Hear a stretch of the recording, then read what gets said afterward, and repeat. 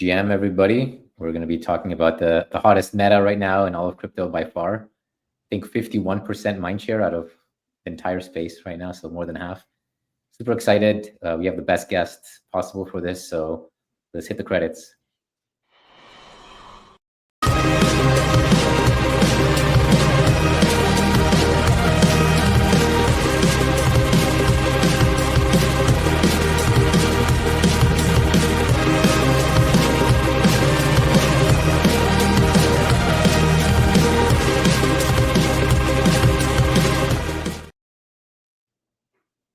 GM, everybody. So, this is something that we've discussed, but we have to do an entire episode. AI agents, AI coins, Fartcoins, everything else, goats and everything. We're going to be doing a little bit of back and forth, a little bit of debating, pros and cons. There's a lot of FUD going around. Maybe some of it's warranted, I would say, but we'll get the thoughts. We have Ejaaz. Can you tell us a little bit about yourself? Obviously, like a lot of people that are, seeing all your content and your bankless series going on, but maybe just give us a quick rundown of how you're connected to the space. For sure. Firstly, thanks for having me on, guys. A long-time fan, so cool to finally be on. Yeah, my name's Ejaaz. I've been in the crypto space building products for about 9 years now. Spent a bunch of time at Consensus, and then more recently at Coinbase for the last 3.5 years.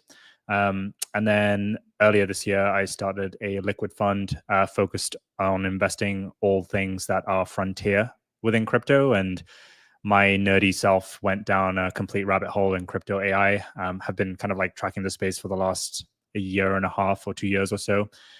So decided to put money where my mouth is, and yeah, just been deep in AI agents for the last 6 months or so.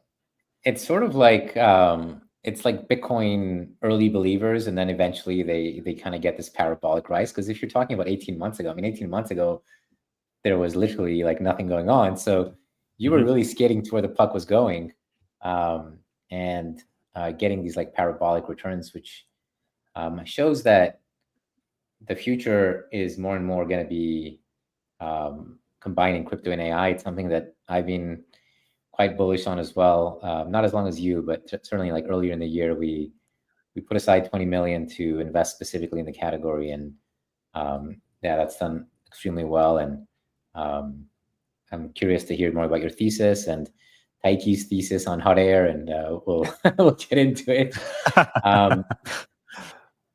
For a bit of background, I think for our viewers, we had the Murad episode, and during the Murad episode, I had this sort of epiphany that meme coins are great, but AI meme coins is going to be where it's at, because it sort of combines certain characteristics, which is you don't have to deal with a human, and is the human fallible, or are they trying to rug? You're kind of dealing with this silicon machine. And shortly thereafter, GOAT came out. I think it was a week later. And a lot of people got super excited. Obviously, that was the beginning of the meta. I think for once, I got a prediction correct on this. I was saying at the time that GOAT is representing what I'm talking about, but it's not really what I'm talking about. And yes, it might go to 1 to 2 billion is what the number we said. I think it ended up going to 1.5, so right in the middle. But that this would not be, these are not the droids you're looking for, basically. And obviously, it's being overtaken now by AIXBT and a bunch of things. But from your opinion, when you saw GOAT, were you okay, this is what I've been waiting for, or how are you looking at it when it came out? Yeah, I mean, so the short answer is, yeah, this is what I was looking for, but it was more so what it signaled what could be within this space versus the actual instantiation, which was, truth terminal. And by the way, I'm still very bullish, GOAT, and I'll give a thesis on that later. But to kind of give you some context here, I put out this tweet a few days ago, which basically kind of conveyed part of my bold thesis for this entire meta, which is we kind of spent this, the best part of the last 8 years building out a new financial system, right? And it's baked in code, open source software and tooling. And now we're at a point where, us as humans have kind of like bumbled around and played around with these blockchains, and it's been super fun, etc. But I think the best people that are suited to use blockchains is probably going to be something that is a machine human hybrid, right? That is awake 24/7, literally birthed in code, right? These agents don't care what chain it uses. It just cares about the kind of like path of execution that it needs to fulfill its mission. And so when I saw Truth Terminal kind of like come out of nowhere and get so much interaction, so much engagement, I was like, okay, well, if this very like rough V1 of this agent, and yes, is there a human behind the scene? Yes, and we can dispel that FUD later. I don't think it matters. What happens when these agents become more autonomous? What happens when these agents can do more than just tweet? Right? What happens when they can just bridge the gap between all this, signing random taxon approvals, moving between wallets, bridges, etc.? What if they could just take all of that away? What does that look like? What can that enable? Right? And so that was super exciting for me. And I've just been waiting for like whoever that user might be. And when I saw Truth Terminal emerge, I was like, okay, this could become so much more. It was very similar to the kind of excitement that I got when I discovered Bitcoin and ETH. I was like, oh wow, we can build new kind of applications on it, right? So yeah, anyway, that's kind of like my take at a high level. I think the coins that will ultimately like do well are probably going to be cults, like Murad said. And we have a comment here from Max in the chat. He says, telling my kids Ejaaz is Murad. So you're the real Murad. AI Murad. AI Murad. I need to grow my beard out a little bit more, I think. And your hair too. Yeah. I saw a tweet by Andrew Kang, and he was saying that the first AI cult leader will emerge in 2025, and that seems correct to me. I did like make a comment here. We can bring up. I agree that will be the case, but I've been thinking about what this like cult leader looks like, and it's not going to be something that is a part of a platform. It's ultimately going to be like something independent. So what I wrote here was just that the AI cult leader won't be launched from any of the existing platforms. They are cult leaders because they're sovereign, not beholden to any platform, denominated in altcoin. Like, if your liquidity is dominated in an altcoin, you already have a ceiling of your market cap. And, I think these cult leaders are going to be separate, independent entities. I don't know if you've thought about the cult leader category. It's a different category we haven't seen yet. Yeah, I actually haven't thought too much about that, but that's super, super interesting. I kind of want to pick your brain on why you think it can't have its own like altcoin, right? Because I would argue that like in order to instantiate a proper cult leader, it's almost better to have some kind of token or asset associated with it right now. And no. Why I think 100%, it's going to have its own token. My tweet is saying it's not going to be denominated like in virtuals or in spec. It's going to be. Yeah. Then I agree. Yeah. It can't be like have a ceiling of the market cap of some other altcoin. It has to sort of Are you hinting that it needs to be like kind of like its own L1, Shorty? Yeah, maybe it's on L1 or something that doesn't have a limit in essence. Yeah, I think that could get pretty. Sorry, go ahead. Yeah, no, like speaking of, I guess. Sorry, you can finish your thought, and I'll chime in after. Yeah. So I was just gonna say, I think it could get pretty freaky, right? Like let's look at like some of these very early versions of these AI influencers, right? Like you're looking at an AIXBT or a Truth Terminal or a Cerebro. These guys have got like hundreds of thousands of followers like so soon.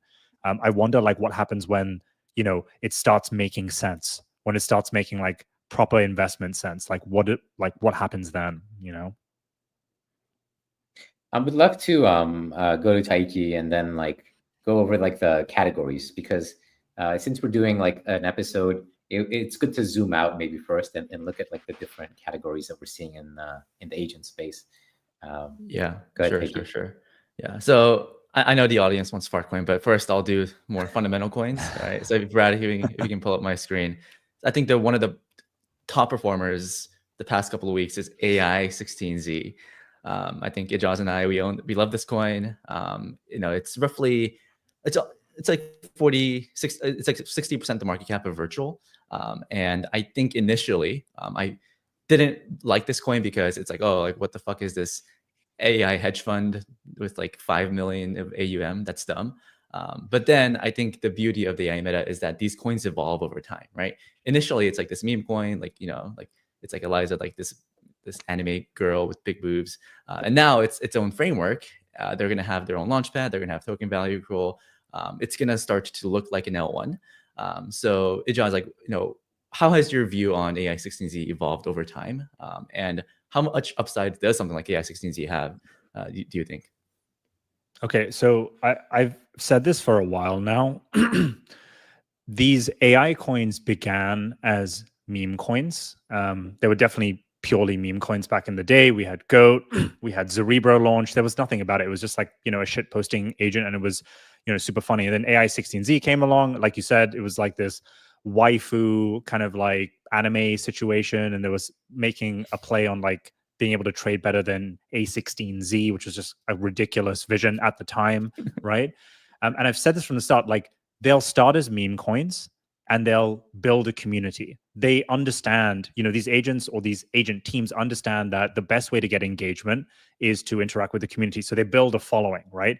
But once they've built a following, they'll start dogfooding you utility, right? Cerebro started putting out tracks and everyone thought, oh, that was ridiculous. Then the second EP came out and it was better. AIXBT began and it was kind of like, what is this? And then it started making some calls that were pretty decent and we're like, wait, hang on a second, right? Could this be a thing? So they're going to start dogfooding you utility. And when utility comes through a singular agent, the smart play for these teams would be to open source or build out an infrastructure layer that would allow other developers within the ecosystem or within your own ecosystem, if you have a moat, to build upon. And turns out each of these teams do kind of have a moat.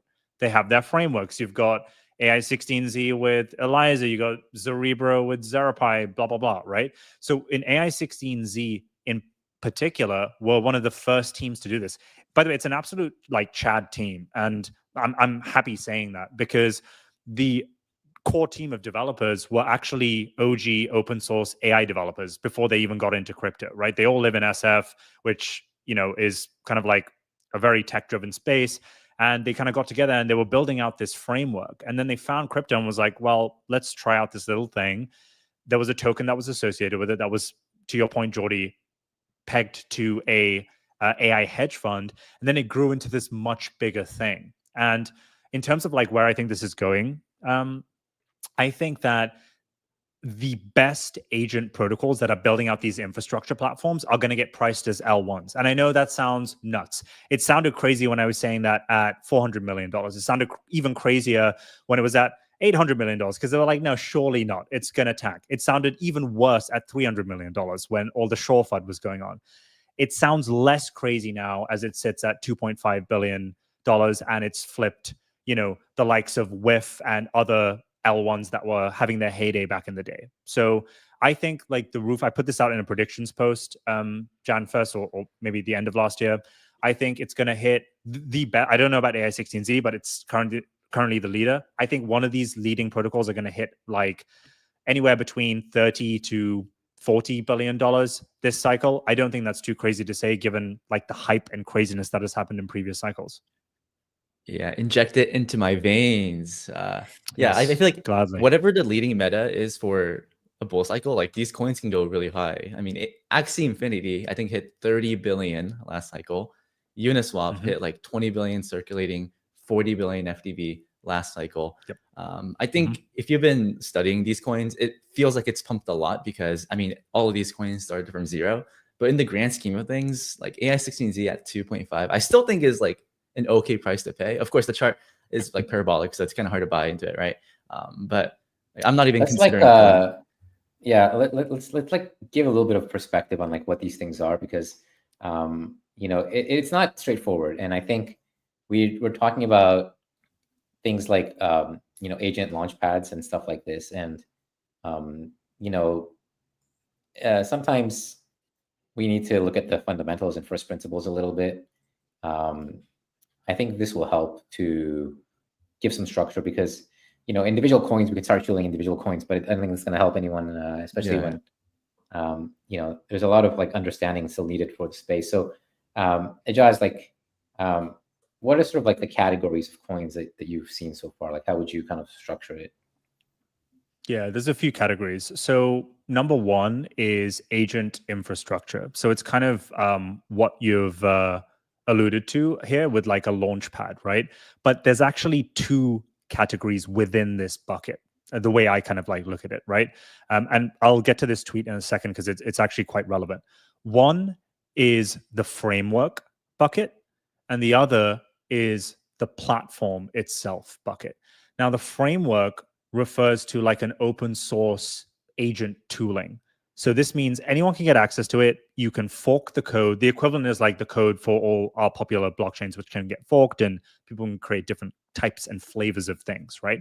So you have the framework side of things. And this is typically written in a specific programming language, which is to the benefit of the developers that are building on this framework, right? So ELIZA is in TypeScript, which is one of the most popular coding languages out there. Zaripa is in Python, which is the most popular AI and ML coding. You kind of get the gist, right? So the point of these frameworks is, can we attract enough developers to come and build cool shit on, you know, in this ecosystem within this like programming language, right?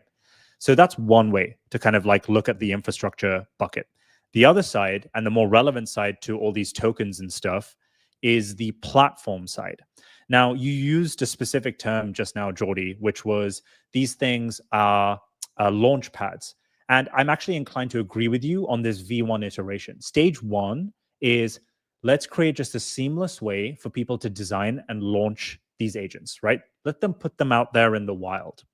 But what these platforms, and this is what I think the market's pricing in for the top agent infrastructure, what these platforms will eventually become is a facilitation infrastructure layer for all these agents, right? These agents aren't just going to launch and then like they're just going to be like, okay, well, good luck with everything else, right? Someone needs to help them communicate with each other. Someone needs to help them transact between each other. Someone needs to help these agents to kind of spin off on their own and work together within their own autonomous entity. So that infrastructure is just now being iterated on right now. And I think these launch pads are going to become something much more. So when I refer to these things as like L1s, it's very important to understand that I'm not literally calling it a blockchain. I have no idea, and I don't think anyone else has any idea what these layer ones are going to look like. It's just an easy analogy to talk about. I think the agent L1 is going to be a mixture of this platform, which is a launchpad right now, and several other tooling and components that together bring together this like autonomous infra layer that allows these agents to just kind of like do their own thing. So those are two of the infra buckets. And I think, quite honestly, we're going to see most of the investment in the infrastructure layer, particularly on the platform side. And we're kind of already seeing that right now. Like when AI16Z announced their tokenomics, that shit's sent, right? When Virtuals launched their platform and it started doing more and more of these swarm type things, that thing's sent. Okay, so that's the infrastructure side. What about the other side? The other third major bucket are the agents themselves. And this is more akin, in my opinion, to like, actually, this is a terrible analogy, but like, I'm just going to say it anyway because it's easy to understand. It's like investing in different NFT collections. And I put out a tweet pointing out that these two things are very different, but it's easy to understand. It's like a team launches a NFT collection, and you're like, oh, cool. Like, I like that. I like that thing. I want to buy it. I want it to represent me, right? So investing in these agents, in my opinion, is definitely higher up on the risk curve, right? Categorically, like investing in apps or infrastructure in a very early 0 to 1 innovation, you kind of want to be on the infrastructure side of things. It's a safer bet, but you could see outsized returns on the agent side of things. So that's kind of like the three buckets. Maybe, hopefully that helps. I mean, ultimately, on the first ones you said, and about these things evolving, like these things don't evolve necessarily by themselves. They need humans at this point to do the work, and yes, the talent level of that humans and the team, like you mentioned, the Shaw team being very talented and you know, I would say purpose-driven. They seem to have like some philosophy behind where they're coming from. Is kind of powerful. Then you know, Virtuals has done tremendously well by being, I would say, like just sort of like a very fun sort of counterpoint to Pump Fun, like a base version of Pump Fun, where instead of just a token, there's like an agent. And that's not to knock it. I mean, like Pump Fun is like being the biggest thing of the whole 2024 and continues to be massive and make insane revenue. So, you know, making a fun casino is I think I've heard you say this, Ejaaz, in a previous podcast, but like, getting like all the money into the space and the attention is good, because even if it's for gambling or whatever, like innovation comes because the talent comes. And so ultimately it comes down to the talent. And, let's go into like some of these bots and stuff, because I would argue, and I don't know, like we've seen a lot of people echoing this, and you guys were describing it as FUD, but most of these agents right now kind of suck. Right? Do we broadly agree that they kind of suck? Yeah. Most yeah, I think like 90%, are like slot bots right now. Yeah. So the one that has like the highest market cap as an agent, because I would say like AI16Z is not really an agent. They maybe thought it was going to be, but then at some point they decided, okay, like we're sticking to this coin. We're going to just do all our work on this coin. You have, AIXBT.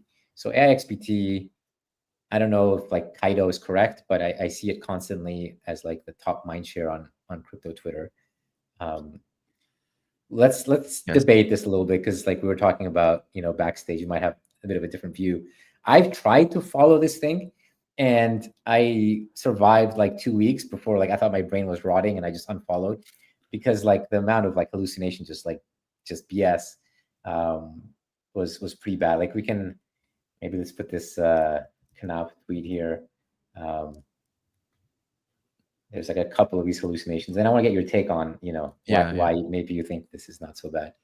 Yeah. So Brad, if you can pull up, So for more context, AIXBT is currently trading at 535 million market cap, and there's been some hallucinations where I think it hallucinated some ticker. I mean, I don't know much about Duper, but apparently it's not real. And like I feel like it's gaining so many followers that it's actually starting to affect markets. So it's kind of this idea of hyperstition, where we kind of like just force this into reality.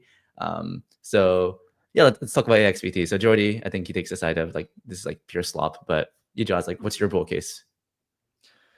Yeah, I mean, I think AIXBT's greatest strength is also its greatest weakness, right? So for context here, people are wondering like how it's able to do what it does. The team behind AIXBT has built out one of the best data aggregation layers ever, right? So it basically scrapes all of crypto Twitter and on-chain data, combines both of these together, does some analysis, and then is able to kind of convey that in a tweet in a tone or manner which is very much kind of schizo nerd crypto Twitter, right? So those components kind of like let it do its thing, and why it's got so much attention, right? I completely agree that it hallucinates a lot, Jordy. Like I remember seeing in the early version of it, it was predicting, actually when it was at 100K followers, it was predicting Tether to go to $5 and XRP to go to like $200 this cycle, which is just like an insane thing to do. And to your point, Taiki, like the more influence this thing has, the more it actually influences markets, hyperstition, as you said. So this can start getting pretty dangerous. Like what happens if it was holding or managing AUM on its own autonomously, right? If it was investing based on these calls, or what if it was managing even worse, like other people's money, or like several, like it could get like pretty crazy right now. Now the bull case on AIXBT, and maybe this isn't like an answer people want to hear, but it's the truth, is we're still so early in this thing, right? The team behind it is working 24/7 trying to pass out these hallucinations. Also, for context here, if you go and use any of the other AI products that is not like a crypto specific thing, like ChatGPT, Claude, those things still hallucinate as well.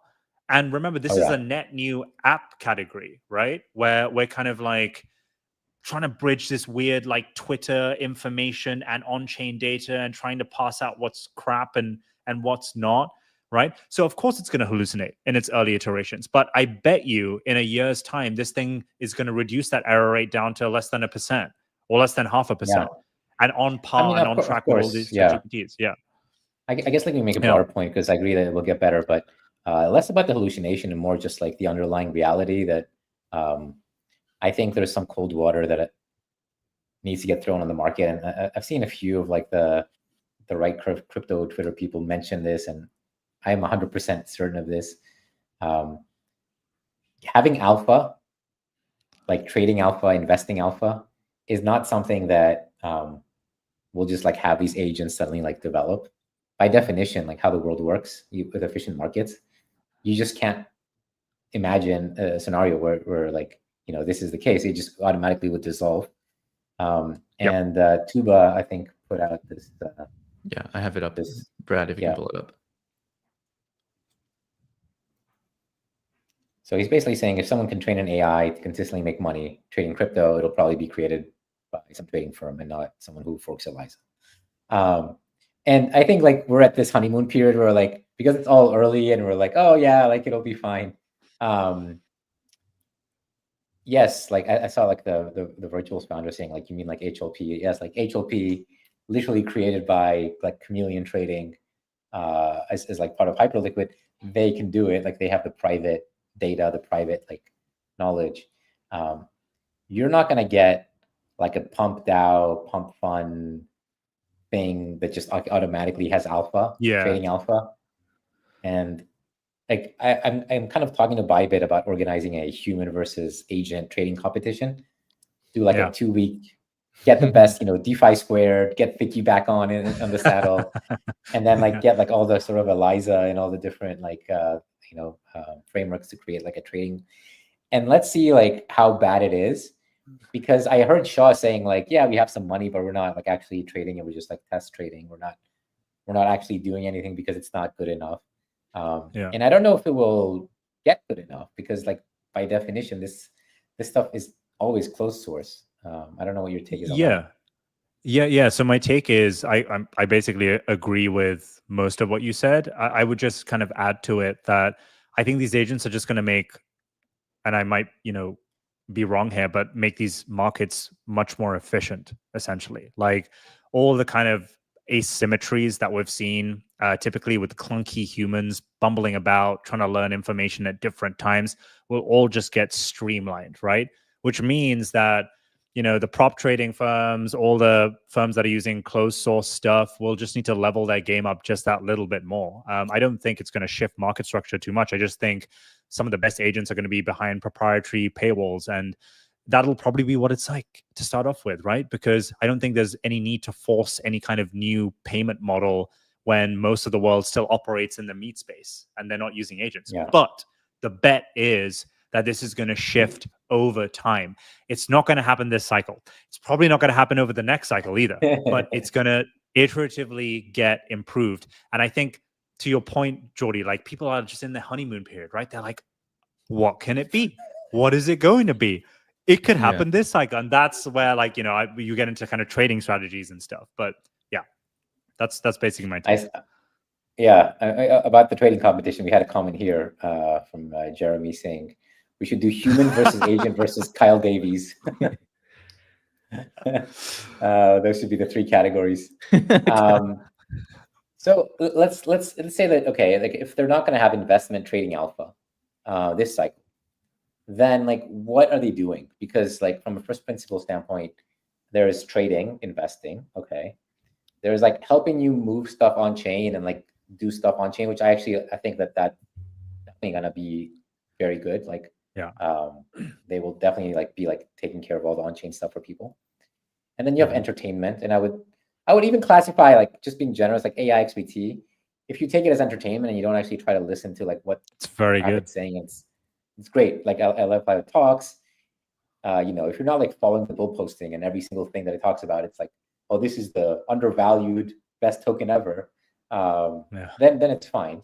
But you also have other forms of entertainment. You had, you know, the Luna waifu thing.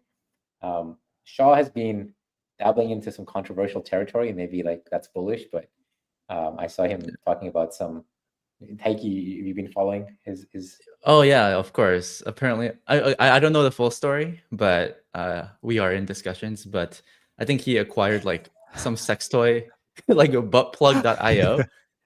And like Brad, if you can pull up my screen, like I've been shit posting on Twitter, right? Like this is Green Dildo, posting my like high quality technical analysis, my Green Dildo thesis. And then Shaw was like, yo, like we can connect the Green Dildo to Eliza. And he's not kidding. And he also had this tweet. It was like Eliza inside. So the AI16Z people, they want to do something with they want to do something with this. I don't know what it is, but we are in discussions. So maybe maybe the sex toy industry will be overtaken by. Oh man! I mean, I don't even know what they want. Do some collaboration with Fartcoin. One of my predictions was, I think not safe for work agent will end up becoming the most profitable this cycle by fees earned. Kind of like to your point, and bring it back to your question, Jordy. What are these agents going to actually do? My meta answer, which will be kind of a spicy take to the developers that are building in this space, is it's all going to be entertainment. It's just going to kind of like parade as different things, right? So the number one use case for these agents in this cycle is they're able to KOL better than the KOLs, right? It's been demonstrated. They got hundreds of thousands of followers in a matter of months. No KOL has done that at all. Like they've spent years and cycles doing this. So that's number one. Yeah. But the other non-obvious entertainment stuff is they're going to start doing some of this trading stuff, right? And it's going to be entertaining for people to watch. Like, think about it. Why did Truth Terminal, which is now not as highly regarded for its tweeting capability, but back then it was, why did it gain so many followers? Because we were fascinated to watch a human-like thing that we know is not human be human. And in some cases, be better than us at being human. So they're going to want to see it trading, AUM, that combined with what you were talking about earlier, Taiki, with the hyperstition of AIXBT, is going to result in one of these agents' AUMs going above $1 billion, which is going to feed the hyperstition cycle even more, and people will become even more kind of like, wow, what can these things become? I think we're going to see more DAO coordination. So these agents are going to run different roles within DAOs and communities. And ultimately, where that's going to lead to in this cycle, in my opinion, is some form of autonomous agents working together, an autonomous entity doing something. I have no idea. It's probably going to be something DeFi related, right? Yeah. So that's where I think these agents are going to go. I talked to the Spectral team today. They're actually like the whole thing they're working on is like a company, like an AI company with like an AI that's going to be interviewing other agents and like hiring, firing them if they don't perform, and creating like this sort of corporation. And that's something I'm very curious to see, like this kind of experimentation. Like you said, a lot of this is going to be like entertainment purposes, experimentation. Some stuff might come out of this. It's got this like potential. If you hit something that makes sense, you get this like firework, and it can be exponential. Yeah, I actually had a call with like a founder where they were trying to build like not safe for work agents, where maybe if an OnlyFans model charges like $100 a month, like her doing the work, maybe she can make like an AI version of herself and give like AI personalization to anyone that wants it for like maybe like at a lower cost, like $10 a month. Maybe people are willing to pay that, right? I'm not sure how big that market is, but I mean, OnlyFans make a fuck ton of money, right? So I think it's going to be huge. So like, look at some of the character AI forks that people have made. So for context, character AI is this non-crypto website that you can go onto and talk to different AI personalities. And some will be celebrities that you know and love. Some will be scientific figures. You could speak to Einstein and it answers in the way Einstein would. Some of these forks that have been made of the tech have been not safe for work agent stuff, like kind of like, sex industry type situations, right? And the subscription revenue on early iterations of this has just been up only, right? Look at the models that are being released by Google and OpenAI over the next couple of months, Sora and Neo 2. The text to video prompts are insane.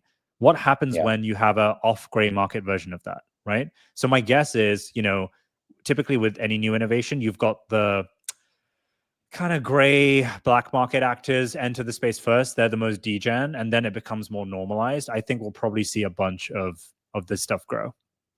Yeah, I agree with you guys that the entertainment sector is really massive. Obviously, like OnlyFans, we're seeing the numbers that have been generated in that industry, and once you start getting into like the movie industry, the music industry, like it's all massive. So I fully agree. I think that makes sense. Like I said, I'm less bullish on the investment side necessarily, but there's enough of like crypto hyperstition, as you guys put it, where like we might get a cycle of like people thinking like, oh, there's an oracle, this is the GCR AI He's the AIGCR. Like we got to follow him. And I know like a lot of people are trying to build that, but yeah, I feel like at some point this cycle, there's going to be like some big AI Ponzi. Like I don't know what it's going to look like. Maybe like the AI creates a Ponzi or something along. I have no idea what it's going to look like, but I feel like some random Ponzi is going to hit like 10 bill at some point. We'll see though. We're going to get rugged. They're trying. We're definitely going to get rugged. Have you guys seen the AI Crow, like micro strategies? You got AI Crow strategies. Oh yeah. There's an agent trying to be like Michael Saylor, but with boobs. Yeah. There's gonna be a bunch. There's gonna be a bunch. And there might be one for like Fartcoin too. I think. Do you want to talk about Fartcoin, Shorty?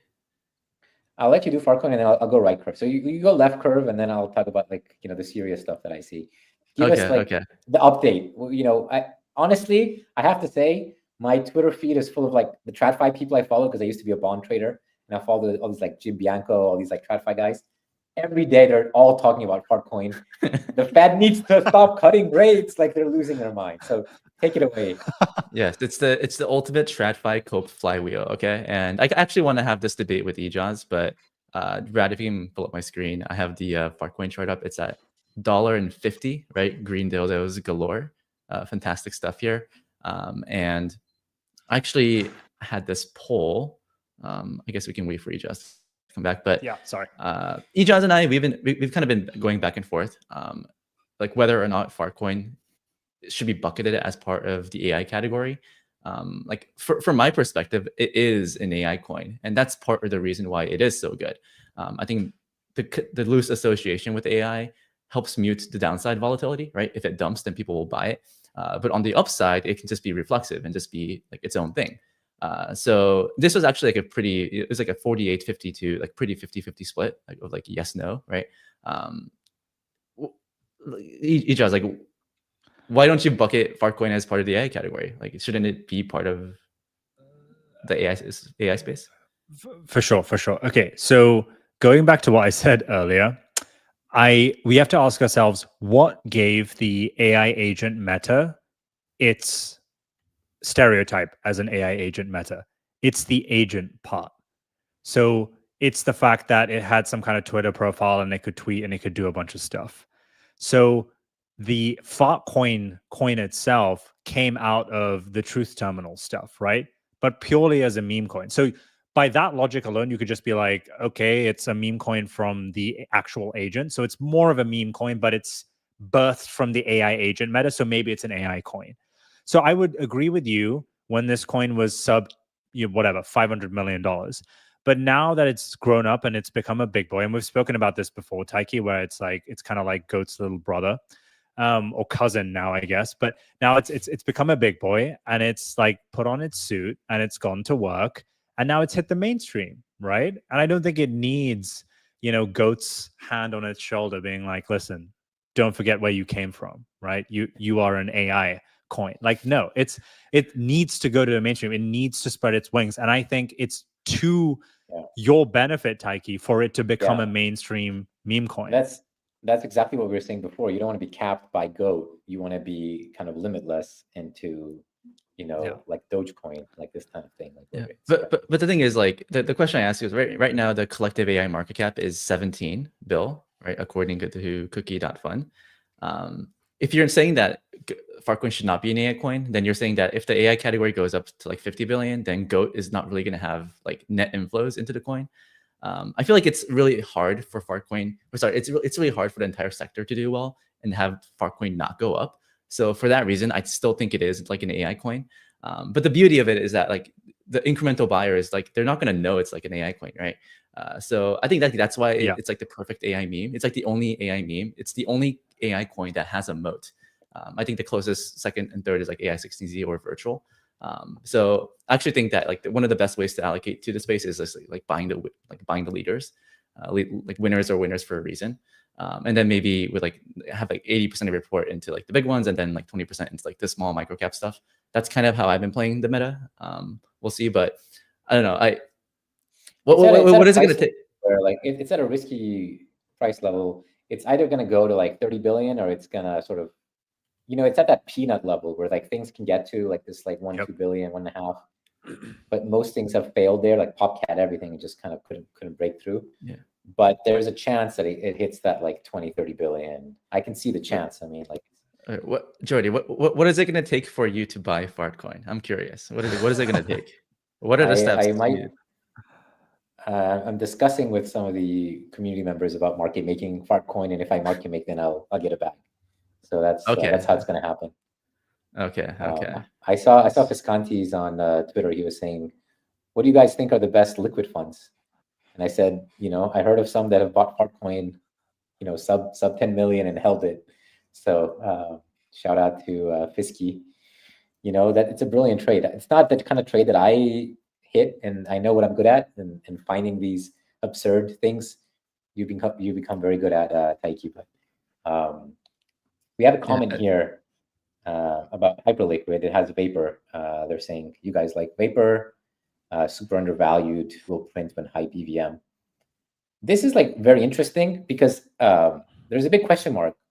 We have Hyperliquid as this like very good, derivatives exchange, and now they're trying to spread into like, general L1, which of course right now the meta is agent launchpads or agent, agent protocols.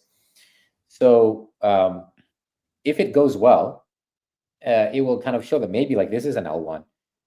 If it doesn't, then maybe it's just a derivatives platform. So I'm watching closely, and I'm curious to see how that does. Yeah, I think kind of like tying in my view on this from an agent's perspective, I think like the comment was quoting Vapor, which is like a platform which is launching kind of these agents that will be able to interact with Hyperliquid. I think we're going to see more of that happen, right? It's important to note that all these agent infra that's being built should be chain agnostic. It shouldn't be like, oh, I love Hyperliquid, so I'm only going to use EVM, or, oh, I'm a Solana person, so I'm only going to use Solana. It should use everything, right? Agents should be agnostic. So, and then to our point earlier around like, I think this is going to be more of the entertainment cycle for AI agents within this meta. Of course, people are going to go on the number one platform where it's kind of like free and open to trade and long and short, whatever. And maybe that's where we see Taiki's prediction of a major like blow up or a major rug of some agent AUM. Yeah. Before we go to Pasta, we did our left curve. If you want to play the meta left curve, I think that's Fartcoin is a good play. We talk about some of the right curve. I agree. Like AI 16Z has a lot of talent, and I like the open source. I like the ethos, and definitely one that I think will be a competitor as the year unfolds for the mind share of this category, and definitely keeping an eye on it. There's a couple projects that I would put as like the non-entertainment category. I know entertainment's big, but there's a few things that are non-entertainment. Two projects that I've invested in and will be holding for the entire 2025. One is WorldCoin. We talked about when I went to San Francisco a few months ago and met Sam Altman and talked about it. But the numbers on this thing at some point will permeate the sort of like fabric of crypto Twitter and the realization. They are onboarding 775,000 users a week and 355 verified humans a week. And I think this will accelerate. Wow. They have 20 million verified users. And you can say that, it's a bunch of like low income countries, whatever, like these people are not like high quality users. That's true initially, but there are cities like, I heard like Buenos Aires is like 1 in 3 adults uses this thing. And the reason why I'm so bullish is they've created these mini apps where people can, in essence, like access all their users. And there's a ton of people buying this thing. There's 5 million daily opens of the app, which is insane. Like I know people are getting some free tokens and they're checking to see what's going on. But I will predict that you talked about it, Ejaaz, is like even like a Sam Altman meme coin. And I think even that is bullish because yes, Elon is doing great, but OpenAI still seems to be leading a lot of the new model with O3, obviously, as we saw. Have you looked at WorldCoin much, or is it something that you're interested in? It's something I'm definitely interested in. I haven't looked at it recently, but I heard that like since the team had their announcement, the conference you mentioned earlier, they've just been like non-stop shipping, and a bunch of people are building on it. So I'm excited to see what it actually becomes. I think it's going to become way more than just, you know, the orb and the coin itself. I think they're going to build up an app ecosystem. I've heard of a bunch of really cool teams that are building on it. I just don't know how that manifests, right? So I'm definitely going to look into it. One to keep an eye on. Yeah, I think it's very interesting. When it first came out, you know, I was critical of the like low float, high FTV. I think like the initial float was like 1 or 2%. The one counterpoint to that is that they only get more float as more people sign up, because like that's kind of when they issue more tokens. So when they get to 100 million people like next year, that's going to be like when the float goes up. And even the FTV, you know, when you look at SUI at like 45 billion, you know, being at like 22 billion is pretty good. So yeah, my thesis is they will ship a lot of stuff, a lot of tools. It's called like tools for humanity, a lot of tools for this AI world. Some of the things that we've seen are you know, like Face ID that is like non kind of AI breakable. So it's like using ZK proofs that you're having a video call with a person, not like an AI. There's a lot of the ZK TLS stuff, so proving things from Web 2, proving them on chain, like they're way ahead of the game on some of these categories. So, and then obviously like, you know, basic income at some point might come in. I'm not really certain about like, you know, the role of UBI, but it is in that world where like AI just productivity like gets solved.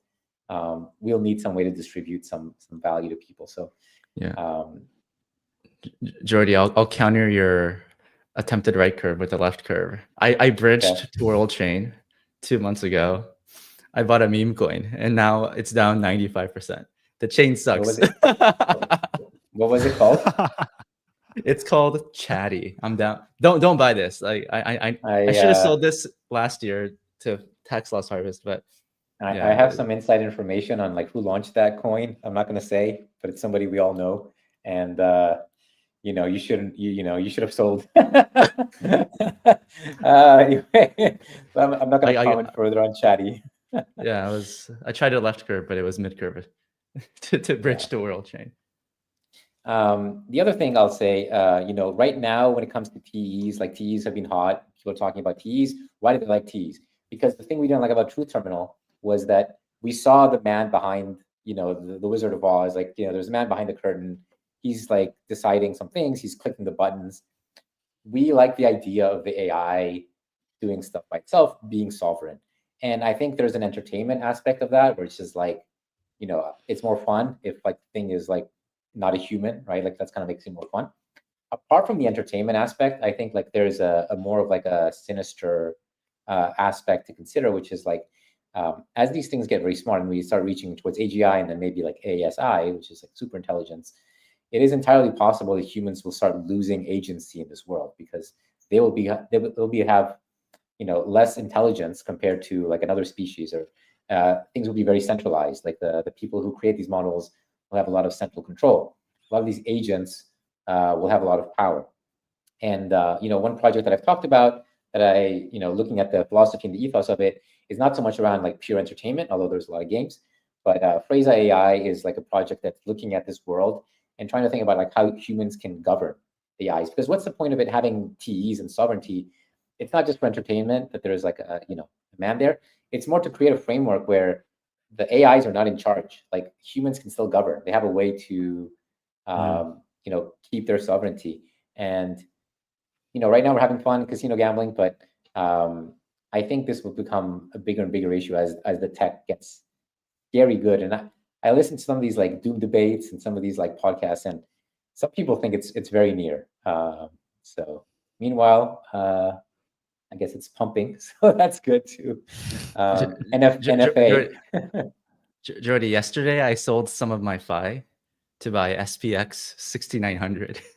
Oh, Murad redemption arc, baby. It's at all-time highs.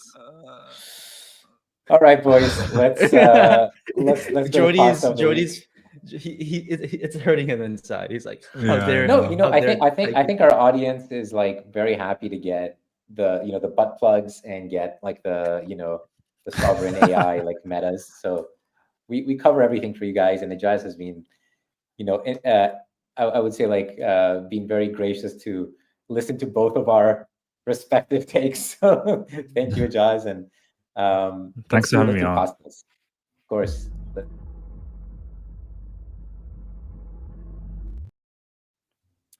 Taiki, you want to kick off pasta? Yeah, but by the way, Jordy, I used your pasta earlier, so I think you need. Okay, all right, I'll get a new pasta. So I'll give you a few minutes, but my pasta I think was very fitting with the current AI meta and the discussion with AIXBT. So of course, right, I've just been posting a lot of technical analysis recently on Twitter. It's been working pretty well, right? My indicators are doing really well. But like Mr. Waving guy, he's like, yo, like Taiki is cursed. Everything he buys and chills dumps hard as fuck. AIXBT, please give me a nice entry. And then AIXBT responded, I'll give you alpha on AI fundamentals, but stay away from Taiki trades. That's how you lose your shirt. So for whatever reason, the AI understands that I'm like the biggest counter signal of all counter signals. And when I saw this, I'm like, yo, like what the fuck, man? It's like, and then I posted like I'm bullish AIXBT, and it kind of ghosted me. And I think since I posted that, AIXBT has been down. So I'm giving AIXBT the wrath of Taiki, right? The wrath of Taiki. Pretty good. Ejaaz, do you have a pasta? Yeah, I have one. Do you guys have the tweet? We can yes, maybe I pull it up. Yeah, so this tweet is from Kells, but he's quoting a pretty viral tweet from Raoul Pal, who basically said that I think these AI agents are completely mid-curve, and he goes on this kind of like whole rant like, the tech's not good enough, it's all slop bots, these are just GPT wrappers, blah, blah, blah, which ironically is the mid-curve take, because we all know that, and we're pricing in what it could be versus, we're in our honeymoon period. And then Kells puts out this banger, which just goes back to smoking chicken fish, I guess it is, which basically refers to this meme coin that Raoul Pal aped and has been talking about a bunch. And it's like, well, dude, like you can't shill this thing and then like shit on another, right? We got to have some kind of balance to this thing. And, I'm not shitting on Raoul Pal. I think he's a great dude, but it's just, I found this hilarious. Yeah. Cognitive dissonance. That's a good one. Very good one. I have my pasta here. I got a new one. So if you scroll up as well. So Solana will be the birthplace. This is Chain Yoda. Chain Yoda says Solana will be the birthplace of artificial general lack of intelligence, AGLI. And somebody comments, just to simplify for everybody, AKA retarded agents. So we'll have the retarded agents. So we'll put up the poll. We'll get some votes in. We have a couple minutes left while the votes come in. For final thoughts, I have this tweet. I think we really liked it. I don't know. I think we brought it up. The not thread guy tweet. Maybe you can bring this up, Taiki, while the poll is up. I have it up. So I think we all agree with this take, and I think this is exactly what's going to happen. He says, almost all of AI crypto is a scam, but the few coins that aren't will go to 25 to 50 billion plus. And I hold them, so I don't care. I mean, that part obviously is kind of a joke. Who knows what he holds and what's going to happen. But yeah, Ejaaz, I think you were agreeing that we're going to get this very uneven distribution, right? Yeah, I don't think it's just going to be uneven compared to previous metas like DeFi and stuff. I think we are going to enter, if this is the lead meta, it'll be the biggest bubble we've ever seen within this crypto sector. And it won't be like, there's a 25 billion and a 10 billion and a 5 billion. Like there'll be like some massive ones, and like everything else will be tiny, I think.